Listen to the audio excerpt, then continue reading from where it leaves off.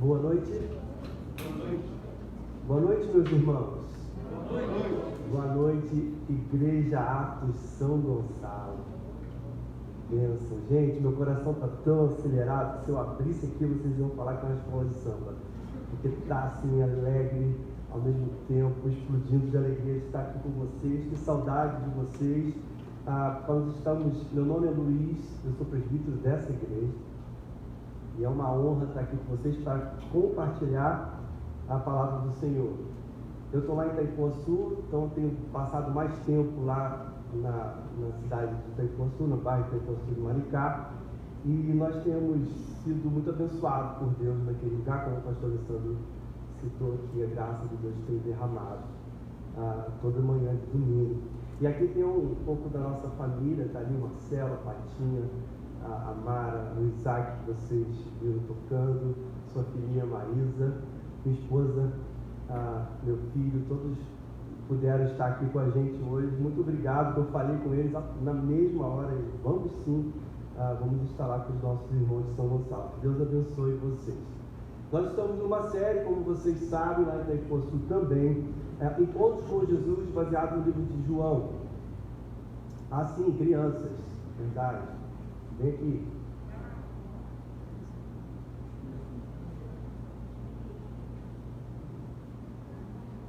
Lá eu nunca esqueço das crianças, hoje aqui eu esqueci. Olha,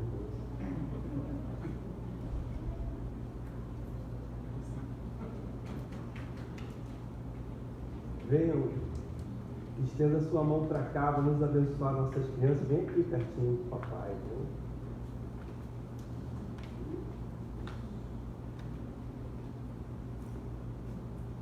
Senhor, muito obrigado, Senhor, por essas crianças. São o futuro dessa igreja Atos. E o Senhor dê a elas condições, a força, coragem, poder para continuar pregando a Tua palavra na sua geração. Que o Senhor os abençoe, que o Senhor os guarde. Nesse momento que eles vão estar passando na sala, estudando a Tua palavra, o Senhor se revele a eles com poder e graça. Em nome de Jesus eu oro. Amém. Pode ir. Isso. Então, como eu estava falando, nós estamos numa série de encontros com Jesus. E hoje nós vamos falar de uma história verídica que aconteceu com Jesus encontrando Marta, Maria e Lázaro, que está em João capítulo 11, versículo 17 ao 36. Abre sua Bíblia, deixa aí aberto, nós não vamos ler agora. No decorrer do sermão a gente vai falar desse texto. Então, João capítulo 11, versículo 17 ao 36. Se você não trouxe Bíblia, você também pode estar acompanhando aqui no telão. Semana passada, o reverendo Tiago, brilhantemente, eu vi pelo ao vivo, falou sobre a história da marginalizada e do privilegiado, certo? E esses personagens, como ele mesmo citou aqui, com sua vida aparentemente distantes uma da outra, e de culturas diferentes, mas eles possuíam o mesmo problema. Eles possuíam o problema de correr atrás daquilo que é falso, daquilo que não é verdadeiro, do que é passageiro. E a mulher, no exemplo da mulher, atrás de satisfazer com seus relacionamentos amorosos, e o homem, por causa do seu status, fama e de tudo que ele era, de tudo que ele apresentava para aquela sociedade. Mas Jesus mostra que a única maneira em satisfazer-se por inteiro, por dentro, é bebendo da água da vida que só Ele pode dar, que é a vida eterna, que jorra e daqueles que nascem de novo. Mesmo aqueles que estão longe de Deus, mesmo aqueles que não servem a Cristo, percebem que esse mundo que nós vivemos tem algo de errado. Algo não está certo. Tudo vai de mal a pior. Existe um problema na raça humana. Todo mundo pensa dessa maneira. Assim, a história da samaritana Nicodemos mostra exatamente que o mal do mundo, o mal da raça humana, o mal que nós estamos vivendo, está em declínio por causa do pecado, por causa do nosso pecado, por causa do pecado de toda a humanidade. O pecado é tudo aquilo que nós colocamos no lugar de Deus. O pecado não é só adorar uma imagem, o pecado é aquilo que você gosta e você coloca no lugar do seu próprio Deus. E graças a Deus por causa de Jesus Cristo, por causa dele, porque ele é o único que pode dar solução para todas essas coisas.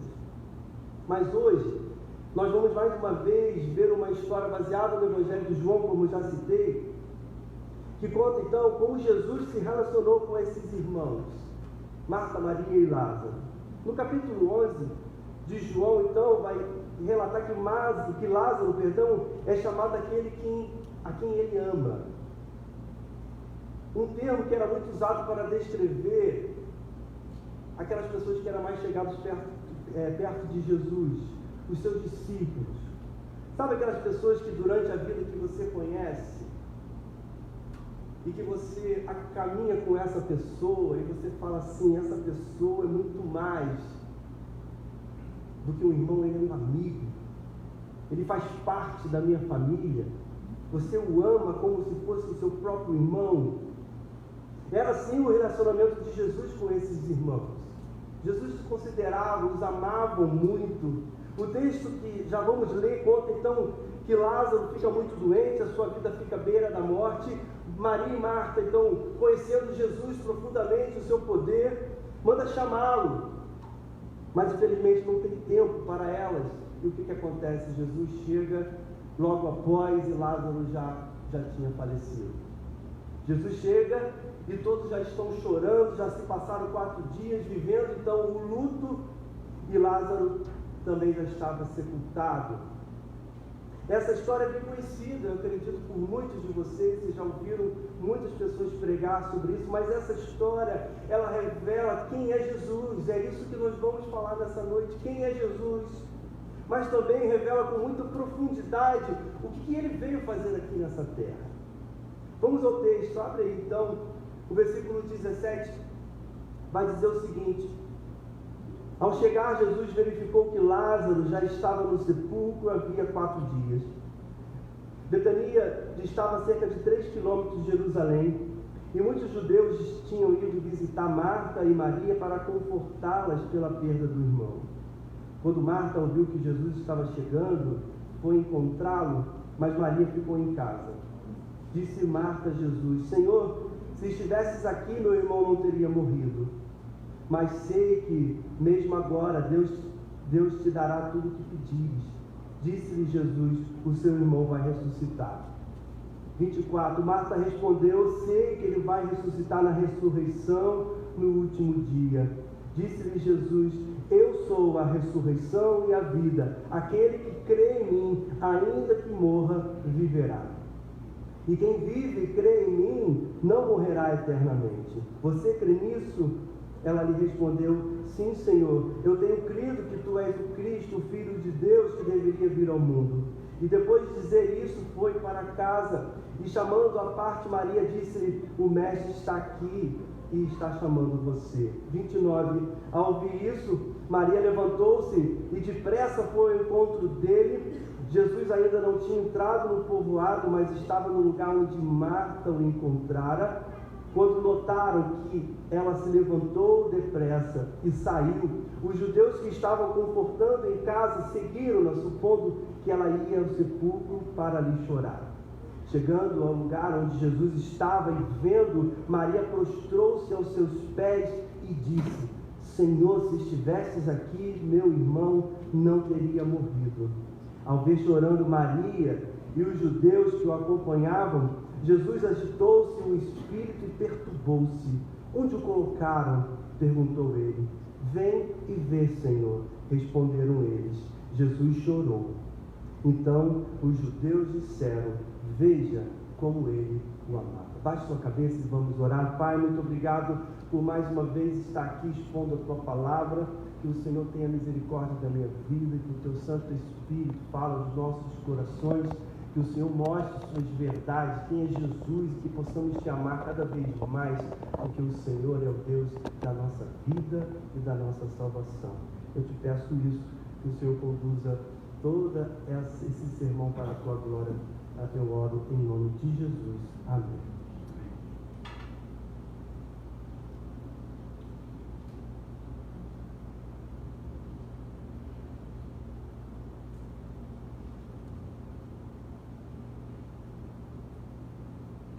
Essa é outra história impressionante que nós estamos tendo oportunidade de estudar. Marta encontra Jesus primeiro e diz: Senhor, se estivesse aqui meu irmão não teria morrido.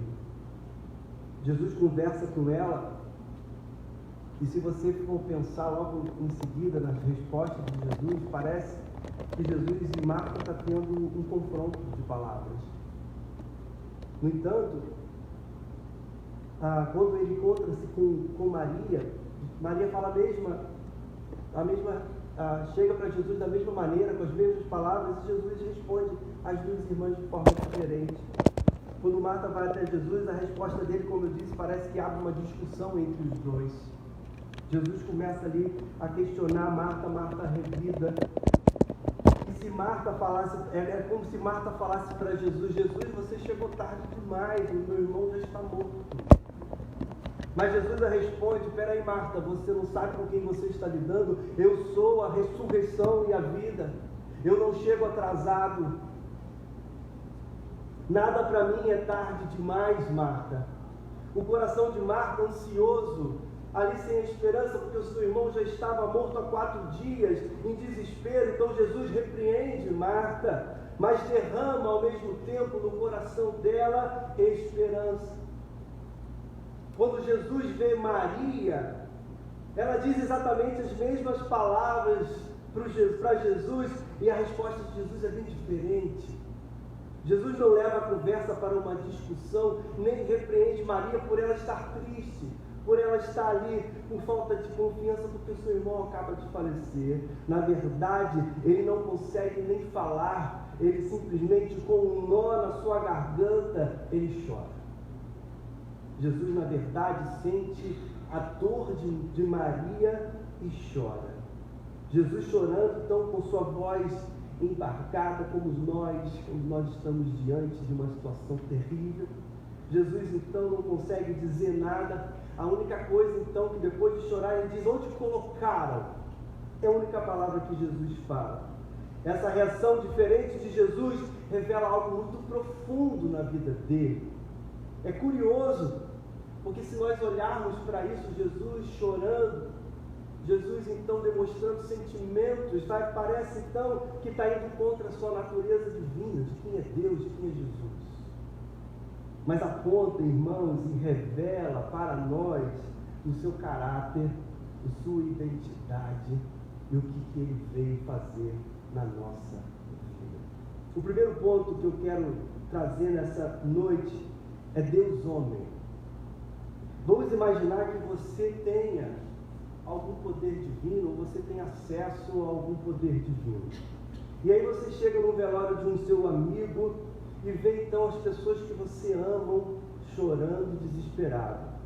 Mas com o poder que você tem, ou acesso, você pode ajudar. E a sua reação então imediata por ter esse poder, qual é a sua reação? É dizer para essas pessoas com muita empolgação e alegria, e talvez com orgulho, dizer: pare de chorar. Eu posso resolver isso e vou resolver essa questão. Mas Jesus não é uma historinha que eu acabei de contar. Jesus não é uma história inventada. Jesus é verdade. Jesus, sendo Deus, não tendo o que temer, ele poderia chegar perto de Lázaro imediatamente e trazer ele de volta à vida com um sorriso nos lábios, e mostraria todo o seu poder. E poderia dizer para todos: eu sou a ressurreição e a vida. Olhava para outro: eu sou a ressurreição, a vida, e o seu poder se manifestar. Mas não, Jesus não tem dúvida que pode ressuscitar, de que ele é Deus, mas ao mesmo tempo ele se envolve com a dor de Maria e começa a chorar. O versículo diz: Jesus chorou. Jesus com Marta está forte e corajoso. Em outro momento, com Maria, ele se mostra vulnerável à dor.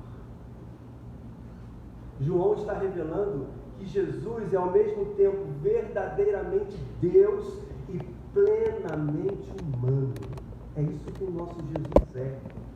Jesus não está no disfarce humano, sabe?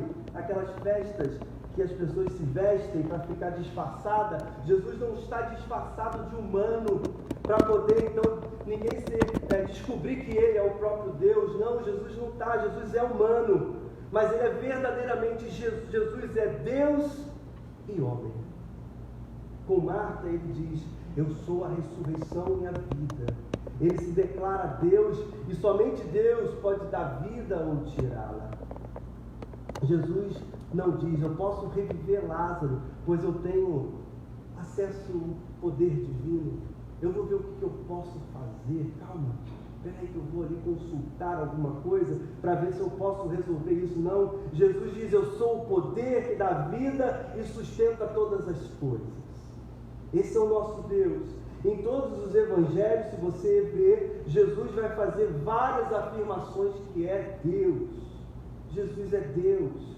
Em Lucas 10, por exemplo, Jesus está conversando com seus discípulos, dando então instruções de como eles podem proceder na cidade.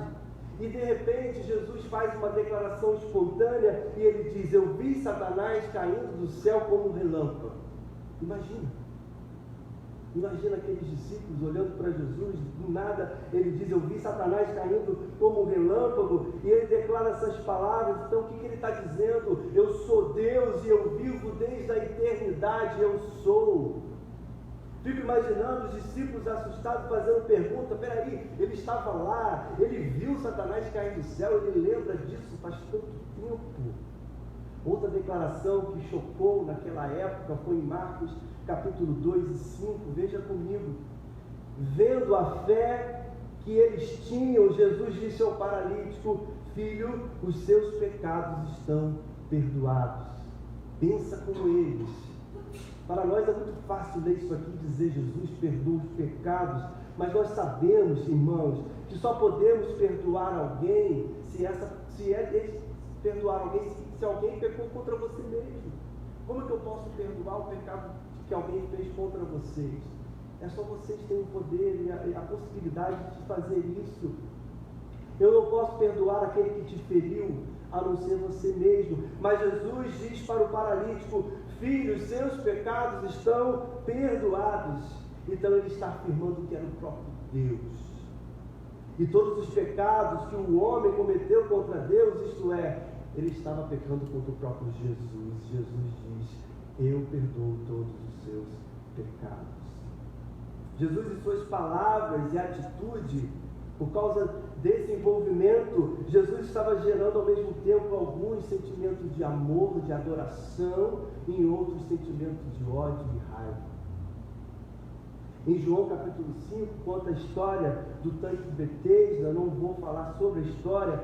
É um homem que vivia sobre a maca e Jesus o cura. E os judeus ficam irritados com Jesus, porque Jesus faz isso num sábado. E Jesus afirma novamente ser Deus. Então os judeus começam a perseguir Jesus. Começa então a batalha para poder matar o próprio Cristo. Em João capítulo 14, versículo 6, Tomé dirige a Jesus e faz uma pergunta. Veja comigo: Senhor, não sabemos para onde vais, como podemos saber o caminho? O Tomé faz essa pergunta e Jesus responde: eu sou o caminho, a verdade e a vida. Ninguém vem ao Pai a não ser por mim. Hoje em dia, muitos acreditam em Deus, mas um Deus muito parcial, um Deus que inventaram de uma forma muito rasa. E se você está assim aqui nessa noite, eu queria que você pudesse contemplar esse Cristo verdadeiro. Um exemplo: conversa com alguém sobre Deus e a pessoa vai com você, porque Deus é bom, Deus é bom. Mas você, no meio da conversa, você troca Deus e fala Jesus. Já fez isso? Já fez essa experiência? Automaticamente a conversa para. Por quê? Porque a maioria das pessoas até reconhece a sabedoria, o homem perfeito, a beleza, o poder de Jesus. Olha, ele foi uma pessoa muito histórica, uma força, um religioso que andou e nos trouxe grande ensinamento. É assim que as pessoas veem Jesus. Mas as palavras de Jesus e o que ele fez desconstrói essas ideias. Não tem como. São desconstruídas. Estamos acostumados em ver até os outros fundadores das religiões dizendo: olha, eu sou um profeta, eu vou mostrar a você o caminho de como encontrar Deus. Siga-me que eu lhe mostrarei Deus. Mas Jesus ensinava: eu sou. Jesus ensinava que Ele é o próprio Deus que vos fala. Eu sou o próprio Deus. Esse é o nosso Jesus. Ele é Deus. E tem 3 formas de ver Deus como homem: Deus, homem, divino e humano. A vida de Jesus para nós traz um grande dilema, ou vamos dizer trilema. Presta atenção. Ou você vai condenar Jesus por acreditar que ele foi uma fraude e que ele enganou tanta gente esses anos todos. Ou você vai fugir dele. Eu não quero saber desse Jesus, porque ele é um louco. Ele é tão louco que ele acredita nele próprio. Tudo que ele fala, ele acredita. Olha que doideira. Ou você vai cair de joelhos, ou você vai adorá-lo, ou você vai dizer: esse é o meu Salvador, é esse que eu quero servir, é por ele que eu vou viver.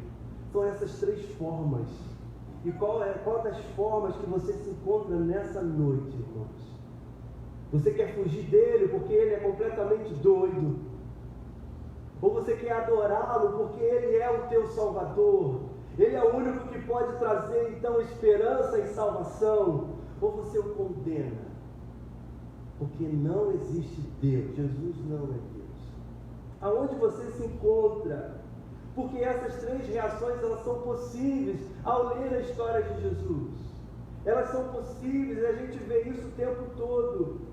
O que nós não podemos é olhar para as palavras de Jesus e aceitar ela com moderação. E dizer: beleza, ele nos trouxe bons ensinos, vamos viver por eles. Ele é um excelente pensador, ele é um dos melhores psicólogos que esse mundo já viu. Pois se Jesus não é o que diz ser, irmãos, os seus pensamentos não valem de nada. Pense nisso. É um engano. Mas se ele é o que se diz ser, ele é muito mais do que um profeta, ele é muito mais do que um professor, ele é muito mais do que um psicólogo, ele é muito mais do que um pensador, ele é muito mais aquele que pode nos corrigir, ele é muito mais. Muitos irão querer fugir então desse trilema, irão dizer: será que a Bíblia, peraí, um livro que foi escrito tanto tempo atrás, como é que a gente hoje, nesse século, com a internet, com os recursos tecnológicos, vamos acreditar nisso? Para com isso. Como que você pode confiar nisso? Como saber de fato que ele existiu? Pois aqueles que escreveram a Bíblia nem existem mais, estão mortos há anos. Como você pode acreditar nisso? Somente numa referência de um livro. Mas se você olhar a história, se você pegar historiadores, você vai ver que a Bíblia nunca foi condenada. Há materiais suficientes que comprovam que os evangelhos foram escritos e foram testificados por pessoas que viram Jesus, que andaram com Jesus. Existem vários materiais que comprovam isso. Muitos então podem dizer: mas a relação de Cristo como Deus aconteceu somente muito depois. Enquanto Jesus estava vivo, isso não existia. Só depois da sua morte. Será que não aconteceu algum erro de percurso?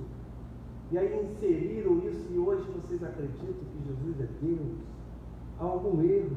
Mas Paulo, irmãos, o apóstolo Paulo em Filipenses, ele vai então dizer: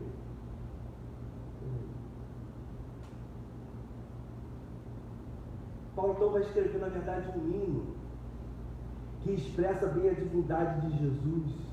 E esse hino não foi escrito anos e anos e anos depois que Jesus morreu. E ele vai dizer o seguinte, Filipenses capítulo 2, versículos 5 a 11. Seja a atitude de vocês a mesma de Cristo Jesus, que embora sendo Deus, não considerou que o ser igual a Deus era algo que devia pegar-se. mas esvaziou-se a si mesmo, vindo a ser servo, tornando-se semelhante aos homens, e sendo encontrado em forma humana, humilhou-se a si mesmo e foi obediente até a morte e morte de cruz.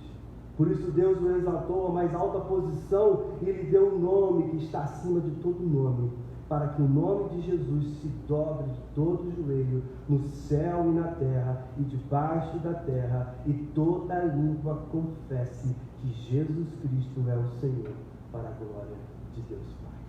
Percebe aqui então que o apóstolo Paulo, logo depois da morte de Jesus, o declara como Deus, que Jesus é o Senhor e a Ele toda a glória.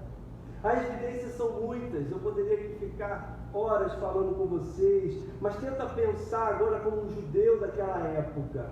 Pensa, eles não acreditavam que Deus poderia tornar-se homem, isso para eles seria impossível.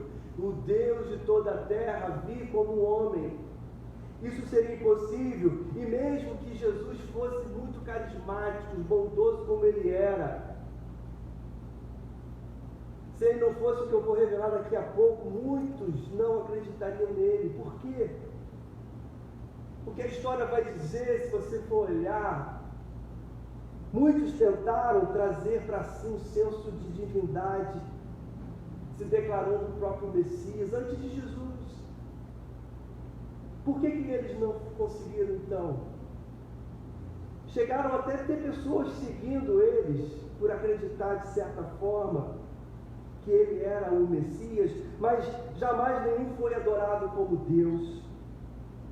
Pensa comigo mais uma vez, vamos dizer que Jesus fosse apenas um louco, como pensam alguns, que acreditavam nas suas próprias loucuras. Será que ele conseguiria ter muitos seguidores por muito tempo? Certo que não. Quer ver o seguinte? Por que não tem como sustentar que é divino? Se as pessoas ao seu redor percebem os seus próprios defeitos, os seus erros humanos, o seu egoísmo, a impaciência, a raiva que é incontrolada, a corrupção, o orgulho.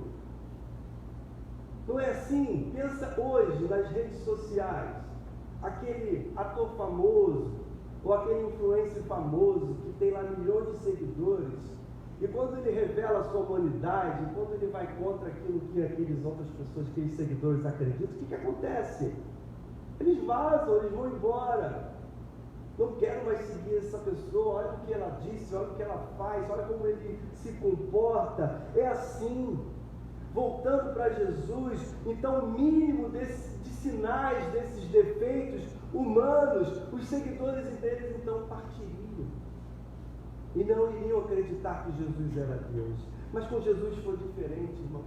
Mesmo com o escândalo da cruz, mesmo Jesus morrendo na cruz do Calvário, mesmo ele derramando todo o seu sangue, mesmo ele mostrando fraqueza ao ir para a cruz, sentindo sede, mesmo assim, cada vez mais judeus, gentios, começavam então a declarar sua fé nele, a adorar a ele. Cada dia acrescentava mais pessoas adorando a Jesus como o único Deus. E os judeus acreditavam no Deus monoteísta. Como é que eles poderiam então acreditar que Jesus era Deus?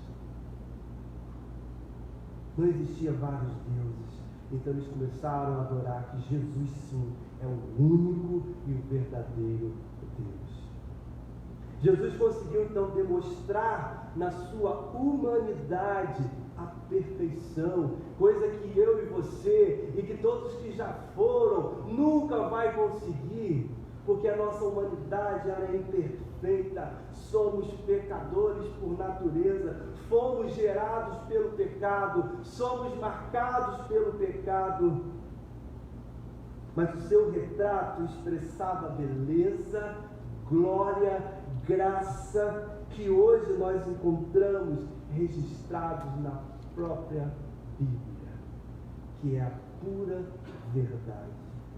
Voltando para o encontro então de Jesus com Marta e Maria, em Marta vemos o poder de Jesus sendo Deus, declarando Deus, e ele não há dúvidas, e ela não tem dúvidas.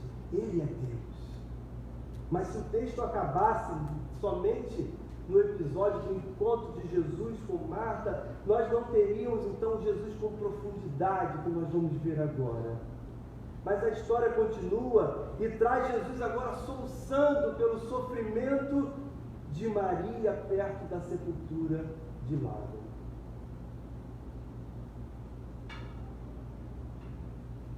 Para a nossa cultura, algum poderoso não deve demonstrar nenhum tipo de fraqueza. Mas Jesus demonstra. Jesus chora. Jesus derrama-se em lágrimas. O texto vai provar que a divindade de Jesus, ele é Deus, está conectada então com a sua humanidade. Seu amor por Lázaro, que o texto declara isso, era aquele que ele amava. Então seu amor o deprime e faz ele derramar lágrimas. O Deus, Jesus, se derrama em lágrimas, mas antes de chorar, ele então declara: eu sou a ressurreição e a vida. Jesus demonstra ser Deus e ao mesmo tempo ele é humano. Esse é o seu Deus, esse é quem você adora, e isso tem muito a ver conosco. Por isso que ele pode ser chamado de Deus Emanuel, o Deus conosco. É por isso, por causa dessa marca. Ele sabe, irmãos, o que é sentir o poder terrível da morte. Ele sabe o que é sentir o poder de um sofrimento quando você perde alguém que você tanto ama. Ano passado eu perdi meu pai pela Covid. 20 e poucos dias, assim. Um homem forte. E quando eu estava lá diante daquele caixão fechado, lacrado, jogado no líquido como ele fosse imundo, e eu pude dizer a Deus toda a glória, porque há esperança, porque o meu Cristo, ele viu a morte, ele sabe da minha dor, e ele se compadece com a minha dor, ele sabe o que eu estou sentindo, por isso que eu posso dizer: toda a glória seja dada a Jesus, porque ele me conhece, ele te conhece, ele sabe a sua dor, ele sabe exatamente das suas aflições. Acreditar que Jesus é Deus e homem é algo bem difícil, é verdade, de entender.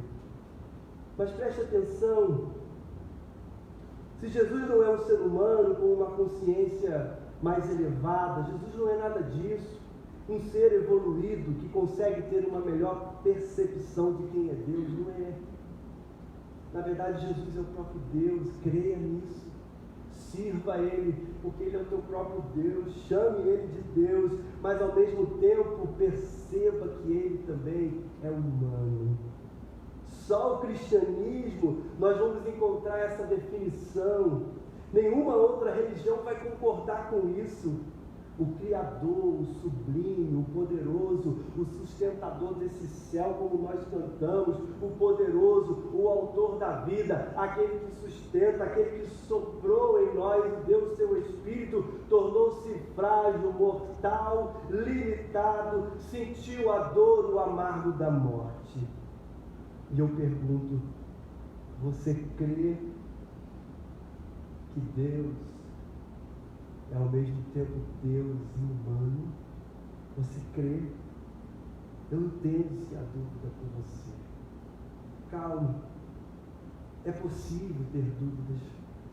Mas deixa eu te dizer que nós vamos agora pensar mais sobre a história dessas irmãs enlutadas. E o mesmo você não entendendo, não tendo essa ideia que Jesus é Deus e humano, você vai perceber que Ele é tudo que você precisa. Ele é tudo que é suficiente para você. E aí eu quero tratar agora sobre 2 ministérios de Jesus que tem a ver conosco, que é o ministério da verdade e o ministério da lágrima. A resposta de Jesus a Marta revela o ministério da verdade. E é dessa verdade que Marta mais necessitava naquela hora. Por causa do seu coração, por causa das suas dúvidas, da sua personalidade. É como se Jesus pudesse pegar Marta. Sabe quando chega um amigo seu e te sacode? Ih, rapaz, o que você está pensando? Jesus então sacode os ombros, dá aquela sacudida para chamar a atenção dela e diz: calma, olha para mim, olha para os meus olhos, vai dar tudo certo. Eu sou a ressurreição, a vida, eu estou aqui, calma. Por Jesus ser 100% Deus, Jesus não é 50% Deus e 50% homem. Jesus é 100% Deus. A sua grandeza não tem limites, o seu poder não tem limites. Ele oferece a Marta a possibilidade de contemplar o esplendor da sua majestade e faz ela meditar. Faz ela meditar nas suas promessas e traz esperança e maravilhas ao seu coração. Depois ele encontra Maria e oferece então o ministério de lágrimas, das lágrimas. E são dessas lágrimas que Maria mais necessitava naquela hora. Por Jesus ser 100% humano, ele está em uma posição tão baixa que se envolve nos sentimentos e na dor de Maria, e da mesma intensidade e forma Jesus também a sente. Jesus sente a mesma dor e chora. E nós, irmãos? E você? Quantos de nós aqui já passou por momentos que necessitava de alguém que exercesse o ministério da verdade, que levasse então aquela sacudida, e em outro momento o ministério das lágrimas? Quantos de nós? E quantos estão lá fora precisando disso? Quantos? Às vezes você pode estar aqui nessa noite e precisando de um amigo que possa te falar algumas verdades, olhar nos seus olhos e dizer para você: cara, se você continuar por esse caminho, vai se dar mal. Se você continuar com essa vida, você vai ter um final muito triste. E às vezes você vai precisar de que alguém pode dizer: calma, olha para mim, olha para os meus olhos, não se preocupe, retire do seu coração esse desespero, olhe para a sua volta, olhe para a cruz, olhe para Cristo, olhe para as suas promessas. Mas em outro momento, o que você mais precisa é ter alguém que não fale nada, é alguém que chegue perto de você, é alguém que possa te abraçar e chorar com você. Enquanto eu estava no seminário, eu assisti uma palestra de um homem que vivia aflito porque ele tinha desejos sexuais por outro homem. Mas, como todos nós, este homem tinha em seu interior o senso da divindade. O senso da divindade é que todos nós nascemos com a certeza de que tem Deus, que buscamos Deus, desejamos Deus, mas a gente não encontra até que ele se revele.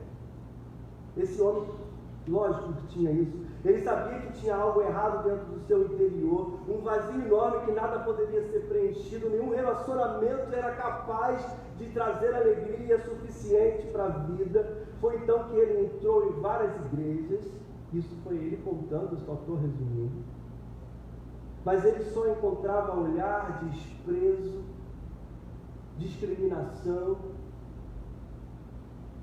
Eles só chamavam ele de pecador, miserável, você vai para o inferno, sacudia ele o tempo todo. Já tinha desistido de encontrar em alguma igreja alguma resposta para o seu dilema.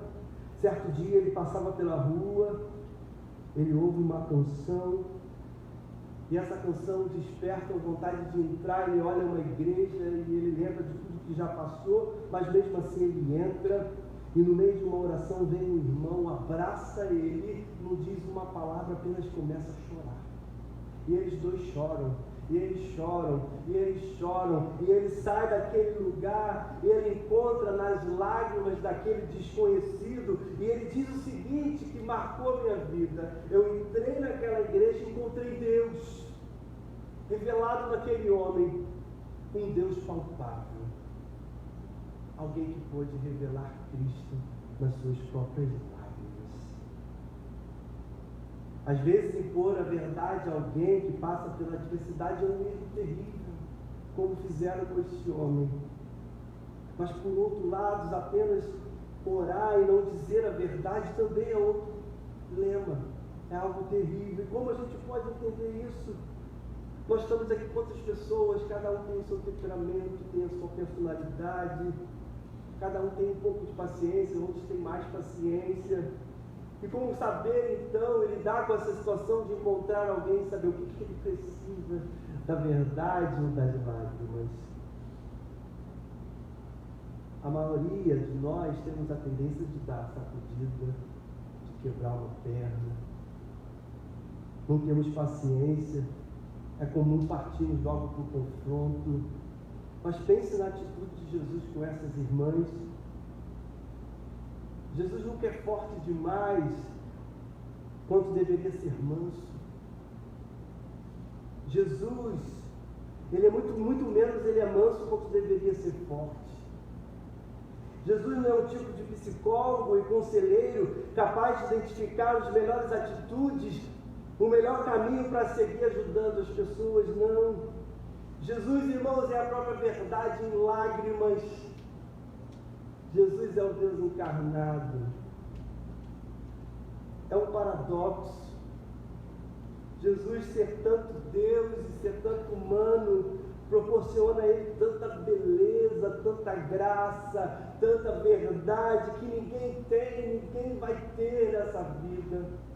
Essa beleza de Jesus sendo Deus e sendo humano dá a ele a possibilidade de ser o leão, de ser o cordeiro. Jesus é tão grande, ele é tão poderoso, mas ele não tira proveito da sua nobreza. Ao mesmo tempo que Jesus se apresenta e compadece de nós, pobres e miseráveis, das viúvas, dos frágeis, dos desolados, dos marginalizados, dos privilegiados, como nós já falamos em outra série, Jesus também se apresenta sem temer aos poderosos, aos corruptos. Esse é o nosso Deus. Jesus consegue unir força e humildade sem passar pela arrogância e nenhuma insegurança. Jesus demonstra total santidade, mas sem se distanciar dos outros. Então, já foi falado aqui várias vezes, nós somos pequenos de Cristo. Que nós possamos amar as pessoas, que nós possamos chorar com essas pessoas, que nós possamos, irmãos, às vezes falar algumas verdades para essas pessoas. Sabe, ontem andando lá em Itaipuaçu com os irmãos, nós fomos numa rua, imagina uma rua bonita, cheia de casas belíssimas. Aí a gente foi andando, o Marcelo está aqui. 20 metros, 30 metros de distância dessas casas, quando você vira uma curva. Eu não tinha visto isso em Itaipuaçu, eu fiquei chocado. Não tinha esgoto, era passando pela rua. Pessoas sem casa, era no meio do mato, do nada.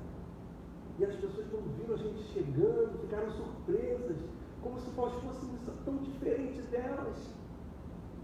Eu falei assim, agora eu entendo porque estamos aqui em Itaipuaçu. É para abraçar essas pessoas, é para derramar lágrima com essas pessoas que estão sofrendo. Como é que pode? 40 metros de distância, tem pessoas vivendo na sua tranquilidade ali atrás, logo ali, não é distante não. Nós precisamos olhar como Jesus, ser forte, mas também ser mansos, chorar com os que choram, como o pastor Alessandro falou hoje, nós possamos então fazer uma comida e juntar com essas pessoas, comer com essas pessoas, alimentar essas pessoas e declarar quem é Jesus para elas. De fato, Jesus é o Deus convertido em ser humano.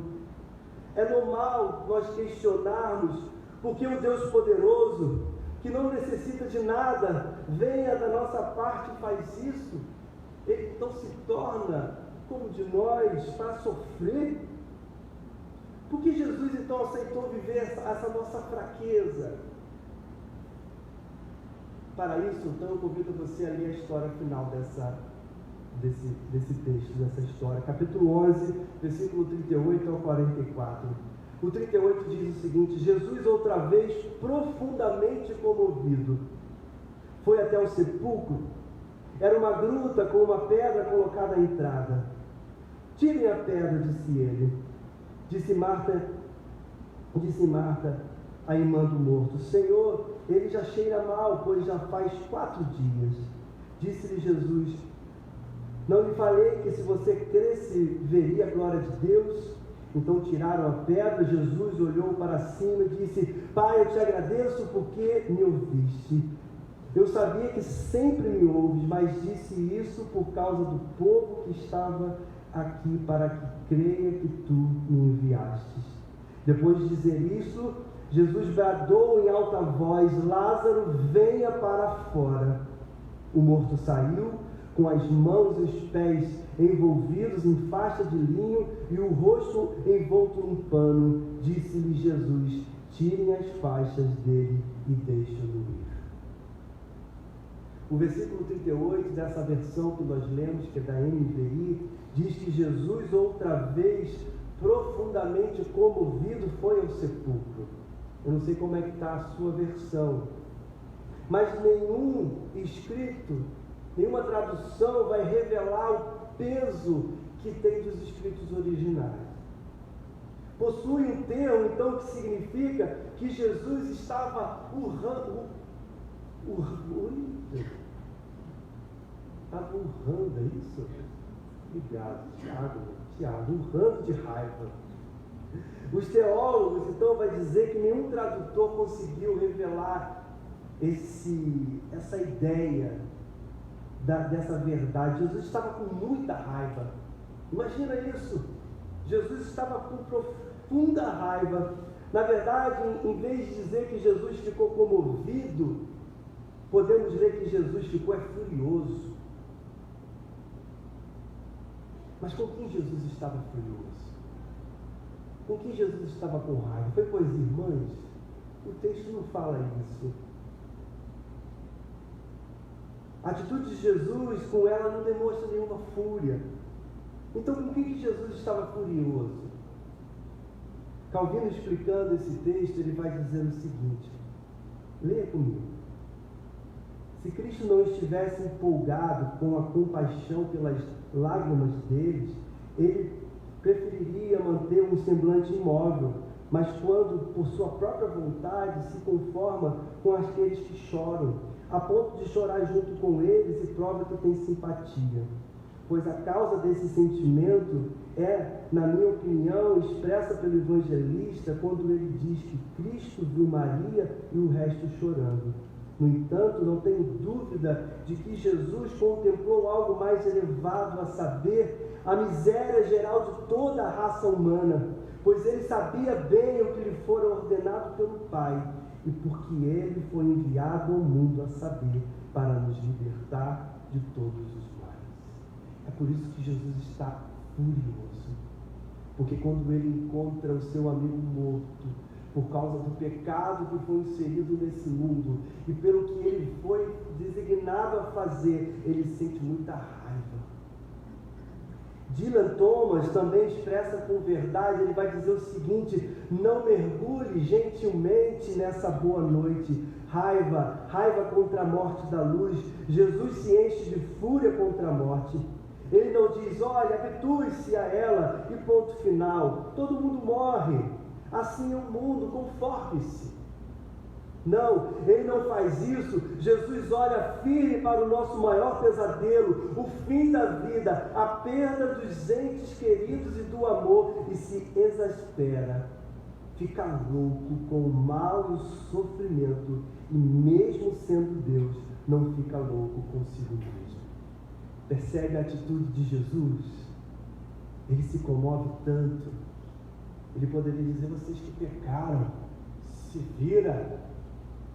Mas não, ele olha a criação dele agora padecendo por causa do pecado. Isso significa que o mal e a morte, eles são inevitáveis. Sim, porque o pecado entrou no mundo. Jesus, como Deus, ao olhar a sua criação, aquele que estava lá na criação, façamos o homem à imagem e a nossa semelhança, ele vê o que o pecado fez, que o pecado destruiu, e ele então se compadece. Não foi Deus que criou as enfermidades, que invadiu este mundo, que nos leva a sofrimento, à morte. Já pegou alguém falando: como é que pode esse Deus que você tanto fala permitir que esse mundo tenha então uma pandemia e leva muitos? Não foi Deus, foi o pecado que foi inserido no mundo. Alguém pode negar, mas se Deus está triste, então Jesus chorou com o resultado desse mundo, por que Ele então se levanta e acaba logo com todo esse sofrimento de uma vez por todas? Por que Ele não faz isso? De Lázaro para cá, o que mudou? Quantos sofrimentos vieram? No fundo do nosso coração nós sabemos que Deus não tem parte nisso, que a maioria dos nossos sofrimentos são gerados por causa da nossa teimosia, são gerados pelos nossos pecados, são gerados pela nossa corrupção, pela dureza do nosso coração, pela nossa teimosia e desejo de pecar, porque nós desejamos e amamos pecar. A maior parte do sofrimento que é gerado nessa terra é devido a todas as atitudes humanas que existem, que é a corrupção, o orgulho, a maldade, a ira, as guerras, a violência. Muitos esperam que Jesus Cristo, e os judeus esperavam que ele viesse com poder e glória e mudasse, viesse com sua espada da ira divina e cortasse o mal pela raiz e colocasse os seus inimigos em derrota. Por que ele não fez isso? Por que Jesus não fez isso? Se Jesus fizesse isso, irmãos, eu e você não estaríamos aqui nesse dia, nós já estaríamos mortos, não estaríamos vivos, porque o salário do pecado é a morte. Se Jesus viesse para acabar com o mal, ele teria que nos destruir. Mas ele não veio com sua espada. Jesus não veio para nos matar. Ele veio e ofereceu o seu próprio corpo para ser então crucificado. Na verdade, Jesus estendeu as suas mãos para que pregos os perfurassem. Jesus não veio para trazer julgamento, ele veio para ser julgado em nosso lugar. O milagre de ressuscitar Lázaro mostra para os judeus quem ele é e para que ele veio. A partir desse dia, então, os judeus começaram a ver uma maneira de matar Jesus. Tudo precisava ser cumprido e Jesus sabia que ele seria perseguido. Ao ressuscitar Lázaro, Jesus sabia que ele tinha que entrar agora na própria sepultura de Lázaro. Jesus sabia que para interromper o luto daquelas pessoas por causa da morte de Lázaro, ele teria que conclamar a sua própria morte na cruz do Calvário. Trazendo para nós, Jesus sabia que para tirar a ira de Deus que estava sobre as nossas cabeças, ele precisava ir para a cruz. Por isso que ao aproximar do sepulcro, em vez dele sorrir, ele poderia fazer um grande milagre e tudo ficar muito bem. Jesus se enche de raiva e lágrimas rolam no seu rosto. Ele sabia que lhe custaria a própria vida, irmãos, para nos salvarmos da morte. da morte eterna. Talvez nessa hora Jesus já começava a sentir o gosto amargo de que ele iria passar ao ir para a cruz. Mas mesmo sabendo de tudo isso, Jesus bradou: Lázaro, vem para fora. E já quero chamar os músicos aqui. Os judeus que estavam olhando a atitude de Jesus exclamaram: veja como ele o amava. Não é isso que o texto diz? Mas deixa eu te falar uma coisa. Precisamos olhar essa história de Lázaro como a nossa própria história. Jesus tornou-se humano, mortal, colocando-se à disposição para morrer, vulnerável. Tudo isso porque nos amou, porque Jesus nos amou. Olhe para essa história de Lázaro e com sua voz possa dizer assim: veja como ele me ama. Você pode dizer isso nessa noite: veja como ele me ama. Para finalizar, em 1961, os russos, enviou o primeiro homem à órbita, e o premier russo, com o nome Nikita, fez um pronunciamento à nação, e ele disse o seguinte: enviamos um homem ao espaço e não vimos Deus, portanto nós provamos que Deus não existe. E aí C.S. Lewis escreve um ensaio sobre uma ideia, e ele coloca um título: O Olho que Vê. E ele disse o seguinte, acompanha comigo: se houvesse um Deus, não nos relacionaríamos com ele como alguém no primeiro pavimento de uma casa se relaciona com outra pessoa no segundo pavimento. O morador do térreo pode subir os degraus para se encontrar com o residente do primeiro andar. Mas Deus não é simplesmente alguém que mora no céu. Ele é o Criador do universo inteiro, da terra e do céu, do tempo e do espaço, assim como de cada um de nós. Nosso relacionamento com Ele, portanto, se assemelha mais com o de Shakespeare e Hamlet. O que Hamlet sabe a respeito de Shakespeare? Só o que Shakespeare escreveu sobre si mesmo na peça. Hamlet jamais conseguirá descobrir qualquer coisa sobre o seu autor de nenhum outro modo. Da mesma forma, não podemos encontrar Deus apenas subindo as grandes alturas.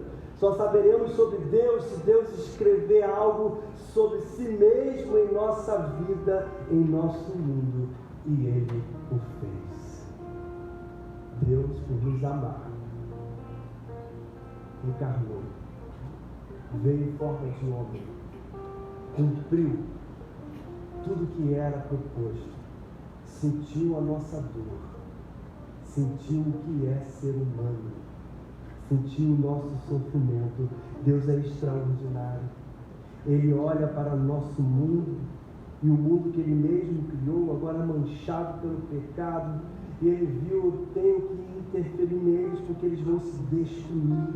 E a cada momento, os nossos passos iriam cada vez mais se afastar dele, porque o apóstolo diz que nenhum de nós temos capacidade de chegar e se assumir diante de Deus.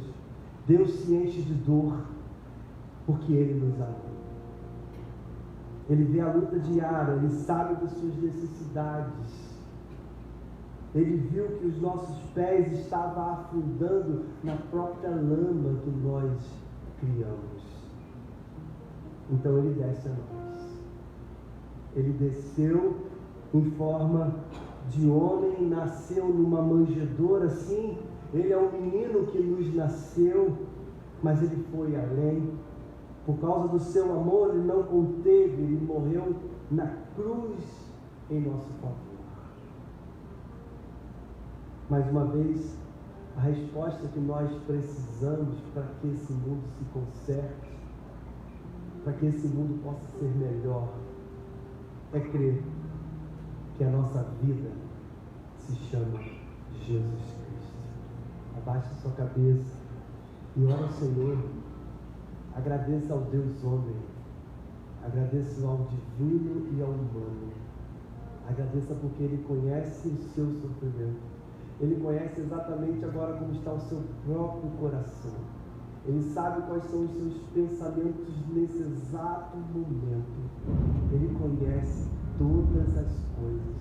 Então ore a Ele, fale com Ele, revele os seus sentimentos, revele a sua dor se você estiver assim nessa hora. Revele-se a Ele. Olha aqui, Senhor, como eu estou. Olha aqui os meus pecados. Olha aqui como eu estou manchado. E deixa o Jesus homem vir te abraçar e sinta Ele chorando ao teu lado, porque Ele conhece exatamente o que você está sentindo. Vamos orar. Senhor, maravilhoso Deus, Cristo, Jesus, Tu és o Deus. Sim, nós servimos a um Deus que é único e verdadeiro, mas aquele que se tornou humano só porque nos amou, porque viu que nós somos pessoas que se destroem. Nós não teríamos condições, Senhor. Nós fomos manchados pelo pecado, mas o Senhor então resolveu nos amar e vir até nós, se revelar a nós, porque nós estávamos correndo atrás do vento, nós estávamos tentando nos satisfazer com as nossas próprias vontades, os nossos pecados, e nós não estávamos mais encontrando o Senhor, mesmo que nós, no nosso coração, tinha o sentimento de te desejar, mas nós não conseguíamos. Mas o Senhor então veio a nós e nos completou novamente, trouxe a possibilidade de nós encontrarmos com Deus novamente. Obrigado por sofrer os pregos das mãos, Jesus. Obrigado por tanto amor revelado na cruz do Calvário. Obrigado, Senhor, nós te adoramos e nós nos colocamos diante de Ti como nós estamos agora, sabendo que o Senhor, Ele conhece todo o nosso interior e todo o nosso ser. Revela aos corações aqui nessa noite, Senhor, que o Senhor manifeste o Teu Espírito e o senso da divindade possa ser preenchido com a verdade, com as lágrimas. Com o Deus verdadeiro, o único e o Deus humano. Muito obrigado por essa certeza. Nós te adoramos, nós bendizemos a Ti e agradecemos por tamanho amor a nós revelado na cruz do Calvário. Bendito seja o nome do Senhor. Amém? Enquanto os instrumentos, os músicos vão cantar, adorar, você pode sair ao direito. Ele vai fazer a ministração da ceia. Até a mão aqui. Amém, irmãos. Graças a Deus, boa noite, como eu falei. Enquanto o Luiz pregava, eu me lembrava do meu sermão de prova. Porque foi mais ou menos essa divisão do Deus homem, Deus filho, só que foi com o texto que a Alessandro pregou domingo retrasado. Então, assim, foi um Frankenstein na minha cabeça. Mas, em uma das citações do William Hendricks, um comentarista do Novo Testamento, a falar sobre a ceia, a falar sobre o sacrifício, consequentemente a ceia, levanta um questionamento. No início do primeiro século, questionava se Jesus de fato era homem, se Jesus de fato tinha morrido. Porque existia uma teoria de que ele parecia, mas não era homem. Era o docetismo. Parece, mas não era. E aí o William Hendricks vai fazer o seguinte comentário: se Jesus não era homem, o que e quem sofreu na cruz do nosso lugar? A certeza que o Deus se fez homem é o pilar da nossa fé. E o fato de Deus se esvaziar da sua glória, assumir forma humana e morrer por nós, faz com que nossos corações sejam gratos. E aí entra o que o João falou na hora da generosidade. Nessa parte agora, nós vamos estar mais uma vez recordando desse sacrifício em nosso favor, uma ação direta de Deus para que nós tivéssemos vida. Então eu convido você a se colocar em pé. Nós não vamos dar nenhum comando. Agora vou pegar a frase da Alessandra. Nenhum comando.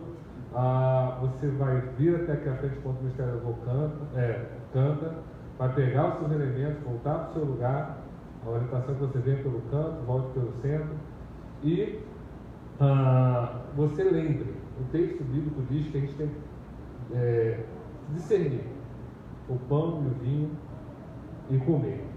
Discernir é saber exatamente o que eles significam. E eles significam que Jesus morreu em nosso lugar. Nós somos salvos por essa graça. Amém? Vamos estar orando logo após o estar de louvor. Senhor, muito obrigado, Pai, porque temos a certeza que o Senhor enviou Jesus para morrer em nosso lugar, para que hoje nós pudéssemos viver como povo Teu. Muito obrigado porque temos a convicção que, de fato, servimos a um Deus que se compadece dos nossos sofrimentos, que assumiu forma humana e sabe o que é padecer, que morreu a nossa morte para que pudéssemos viver a sua vida, e que dentro disso tudo, a nossa gratidão deve ser sempre lembrar de que nós não tínhamos como fazer isso, não tínhamos como resolver o problema do pecado, e o Senhor mesmo se movimenta e resolve em nosso favor. Nosso coração se enche de gratidão, e nesse momento que nós comemos e bebemos da ceia, que nós lembremos ainda de uma forma mais especial que Cristo morreu pelos nossos pecados, que nos fez e nos uniu como povo, e que nós, Pai, enquanto igreja Tua nesse local, nunca percamos isso de vista. Essa é a nossa oração em nome de Cristo. Amém. Mistério do Louvor.